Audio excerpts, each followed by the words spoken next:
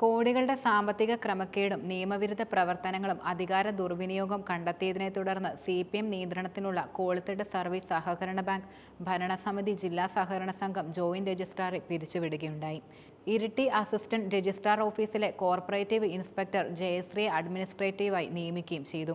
ക്രമക്കേട് സംബന്ധിച്ച് അസിസ്റ്റന്റ് രജിസ്ട്രാറുടെ പരിശോധന റിപ്പോർട്ടിന്റെയും സഹകരണ നിയമത്തിലെ വകുപ്പ് 65 പ്രകാരം നടത്തിയ അന്വേഷണത്തിന്റെയും അടിസ്ഥാനത്തിലാണ് ഇത് പ്രധാനമായും. ബാങ്കിന്റെ 10 വർഷത്തെ വരവ് ചെലവ് കണക്ക് പരിശോധിച്ചപ്പോൾ 8.76 കോടി രൂപ വകമാറ്റി ചെലവാക്കിയതായി കണ്ടെത്തിയിട്ടുണ്ട്. വായ്പയിൽ സംഘത്തിന് ലഭിക്കേണ്ട പലിശയിൽ 85,50,101 രൂപ ഇളവ് നൽകിയതായും അതിൽ ഭൂരിഭാഗം ജീവനക്കാരുടെയും ഭരണസമിതി അംഗങ്ങളുടെയും ബന്ധുക്കളുടെയും വായ്പകളിലൊന്നാണെന്നും കണ്ടെത്തുകയുണ്ടായി. സംഘത്തിന് പലിശ ഇനത്തിൽ ലഭിക്കേണ്ട 2.35 കോടിയിൽ 1.51 കോടിയും കുടിശ്ശികയാണെന്നും ഇതിൽ നിന്ന് വ്യക്തമായി. ബാങ്കിന്റെ കോളിത്തട്ട് പ്രധാന ശാഖയിൽ നടത്തിയ പരിശോധനയിൽ 9 വായ്പകളും പേരുകേട്ട ശാഖയിൽ 17 വായ്പകളും ഈടായി സ്വീകരിച്ച പണയ സ്വർണം കണ്ടെത്താൻ ഇതുവരെ കഴിഞ്ഞിട്ടില്ല. 21 സ്വർണ്ണപ്പണയത്തിൽ ഇടപാടുകാരുടെ അറിവോ സമ്മതമോ ഇല്ലാതെ ഇടപാട് അവസാനിപ്പിച്ചതായി രേഖയുണ്ടാക്കി. സ്വർണ്ണ ഉരുപ്പടികൾ മറ്റൊരു സ്വകാര്യ ധനകാര്യ സ്ഥാപനത്തിൽ പണയപ്പെടുത്തിയതായും നിലവിൽ കണ്ടെത്തിയിട്ടുണ്ട്.